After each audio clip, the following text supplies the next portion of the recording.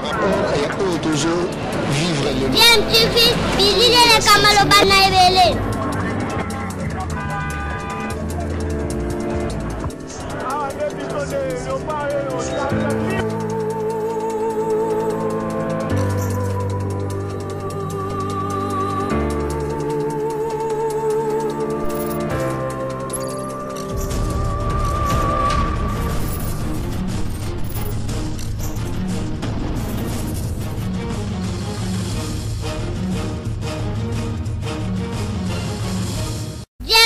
toujours en avant.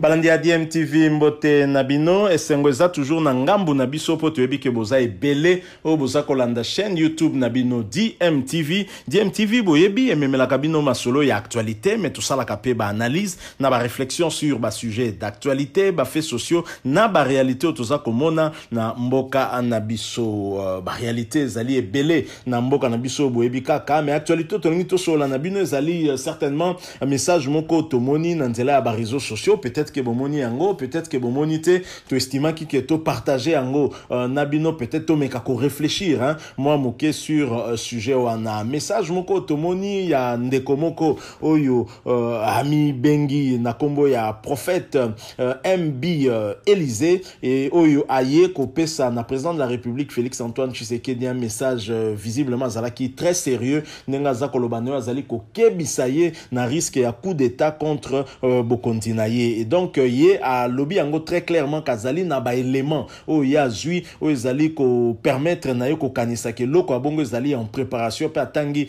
bato bazali ko préparer et yango tongi to proposer bino bolanda bongo na simato zonga pour que to conclure moi lisolo yango tozo sola na bino lelo. Je rappelle que vous allez kolanda chaîne YouTube na bino DMTV ndeko nanga soki ozana no abonné te ko hésiter te mi abonné na chaîne oyo pe ko bossa na te tango ko mi abonné moi cloche moko ko apparaître la cloche de notification, il suffit de cliquer wana et que ou activer notification pour permettre na yo au ratakalisu te ba prochaine vidéo toye ba côté la yo. Alors Tolanda prophète MB Élysée et bon na simato zonga pour que to placer moi momuke par rapport ya oye à lobby. Alors suivant prophète MB King Élysée, nous nous retrouvons bien entendu tout de suite après.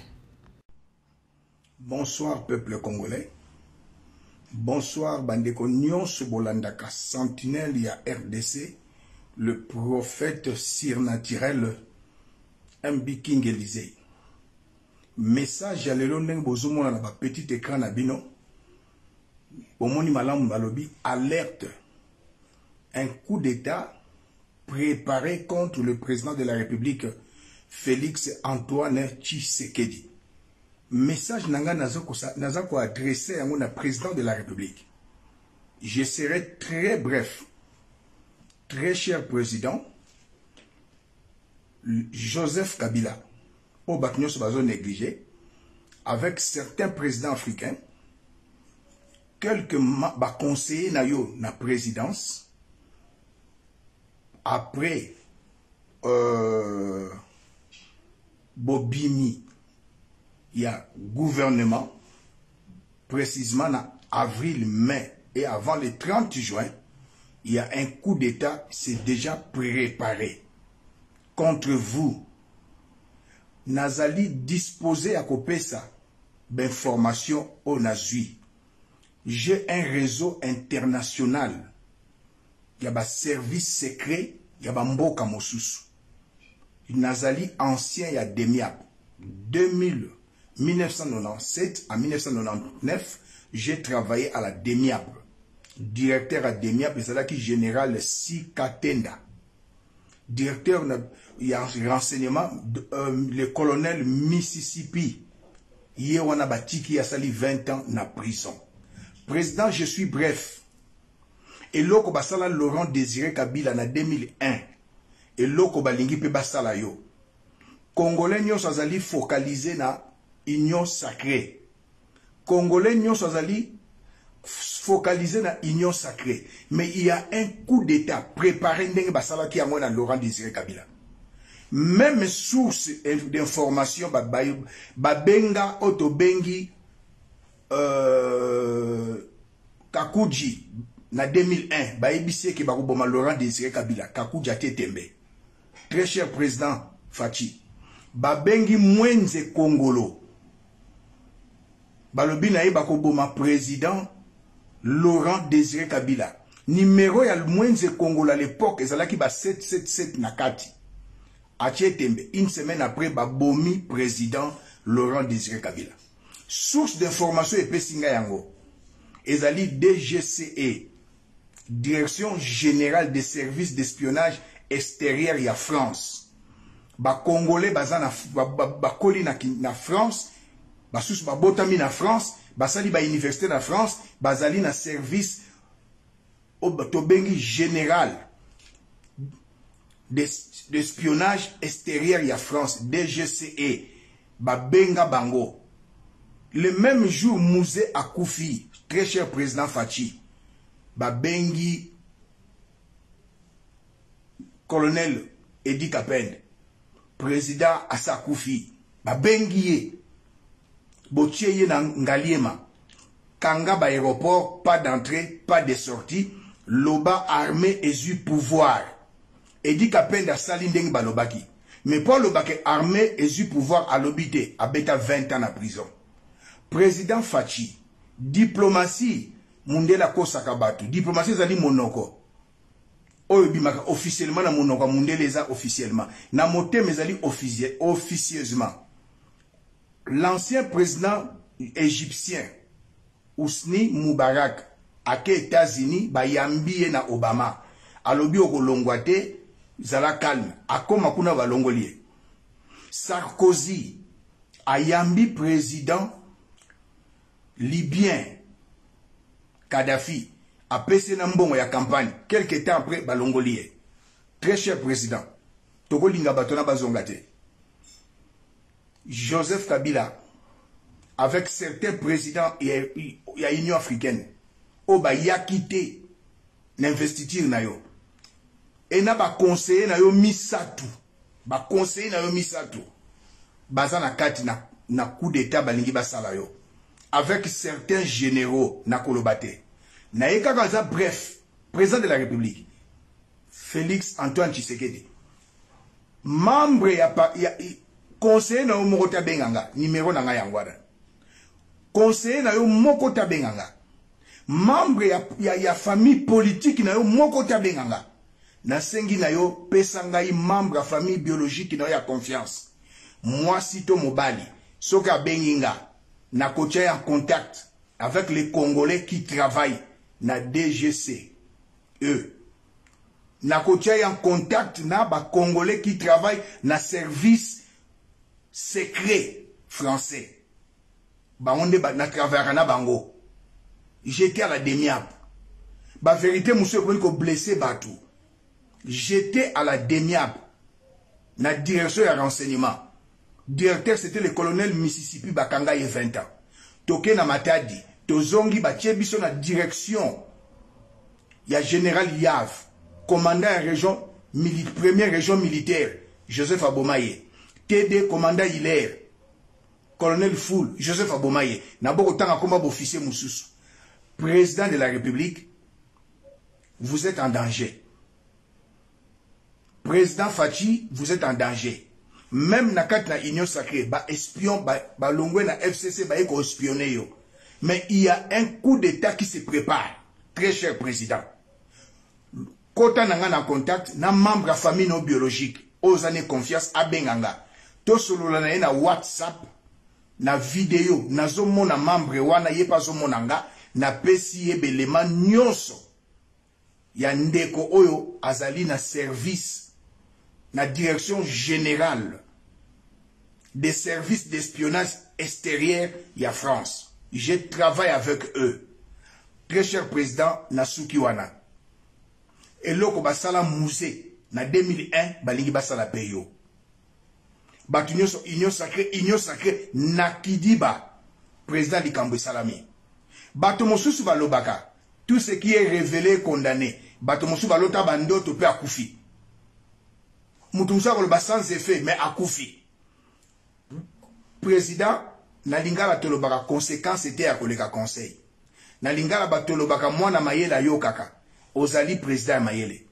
Membre à famille non biologique. conseiller na yo mon côté na kosolo na yete membre de famille politique na yo mon côté na kosolo pe na yete. Voilà message nazalaki nango po na yo président de la République Félix Antoine Tshisekedi. Nasuki wana, il y a un coup d'état qui se prépare contre vous organisé par Joseph Kabila, certains présidents africains obayaki na investiture na yote na ba conseiller na yo na kotanga ba kombote même ba généraux. Information outil na DGCE, Direction Générale des Services d'Espionnage Extérieur français. Nazana ba on a relation. Merci très cher président. Oyo nyonso alingi Congo akomisa message oyo. Président Olanda Kanga. Président na kokota na mozindo te na ebi Olanda Kanga. Mais pesangai membre moka famille na yo biologique to solo na ye na pese ba détail nyonso ya coup d'état. O balingi basala yo. Basal na nzambe to bondela Joseph Okozonga na mboka na bisote. Merci très cher président. Voilà, nous sommes de retour. Botiko Landawana, prophète MB King Élysée, Oyo Apesi message naye, Oyo Azali ko adressé à président de la République, Félix Antoine Tshisekedi Tshilombo, à se présenter en tout cas comme un ancien. Il y a Demiap, Demiap Ezali renseignement militaire na Mboka Anabiso, Apesi Pena période où il y a travaillé qui wana entre 97 na 99, à Tangi même na Bao Bazala qui ba continuer. Je pense que Onyo Soto lobby et Koki ko permettre na chef de l'État à Kokako analyser avec des services compétents Malobao à lobby ce qui effectivement pas aller un ancien à Demia Pekoye bana parce que na archive et comme on a de sorte que chef de l'État Kokako analyser. Je pense que information il faudrait pas comprendre à la légère, il faut plutôt comprendre au sérieux pour koye ba nature ya makambo muto azakolo baso e koyi kozala ya solo toté. Mais en tous les cas azali ko s'appuyer sur information ya azui na ba contact na e o bazali na DGSE DGSE ya zoloba DGCE côté wanande zali mo erreur moqué de sa part je pense parce que zali direction générale d'espionnage te nenga ya lobi wana za direction générale de la sécurité extérieure. C'est vrai que zali moko ya ba service de renseignement ya mboka France ndenge ka bolandi kombo direction générale de la sécurité extérieure donc musala nango mingi espionnage nango topé renseignement nango zali na ezotala makambo ezali libanda donc ce qui a le bibongo c'est que probablement certaines informations à quoi cause nango occupé cause la peut-être vrai tout comme peut cause la nango peta msusu vrai te boyebi kaka mutupe na système kara ya roluka na entrer en contact na personnalité telle à occupé ko passer par ba stratégie à bongo. Mais je pense que yemoko chef de l'État topé bandeko na ye puisque yé visiblement zali pendant la confiance mingete na entourage ya chef de l'État aussi bien na présidence que voire même na famille politique na ye ya zo préféré minga za en contact na famille moko ya ba membre ya famille ya chef de l'État afin que akoka ko expliquer makambo ndenge zali ça dit muto chef de l'État ko zala vraiment na confiance na ye pour la ko éviter le pire. Je crois que c'est vrai que Mikolo yo bison surtout tozali toujours na fièvre wana ya kozela gouvernement sama lukonde koka ko salema au regard ya ba makamunyo surtout ndenge lekani et sengeli penza pe kozala très prudent par rapport ya ba makamususu po ba silence mususu pe keba et bangi saka. Je crois que ba service compétent ezali o musala nango ezali justement koyeba kolandela makami ya lolenge wana ba koyeba kozala na sima ya likambo ya bongo po ba yeba nini ezali ko se cacher derrière wana malobonde quoi lobby est-ce que crédit nini ba koyi kopesa yango bangonde ba koyeba vraiment. Voilà tolngai ka to partager na bino moi muke to relayer moi muke malobao ya lobby parce que nous estimons que c'est assez sérieux, assez grave. Peut-être que ceux qui n'entourage à chef de l'État ou sengeli ba soit quand même information nandela yé kotia bazu information te peut-être que nandela mso ba koyi kozo information pour que ba service compétent et ba kosala musala na yango pour na ko déjouer oyo et koki kozala complot yenda zali ko affirmer yango est-ce que zali ko se baser sur quoi as après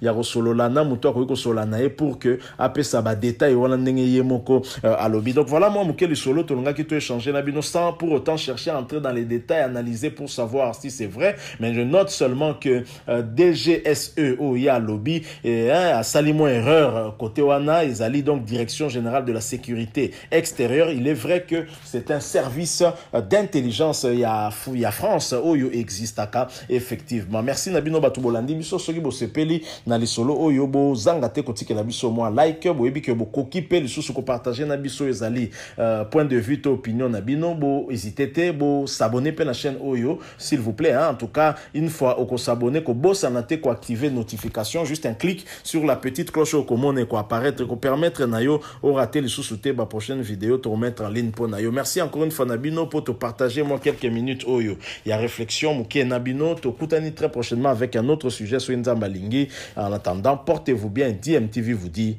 au revoir.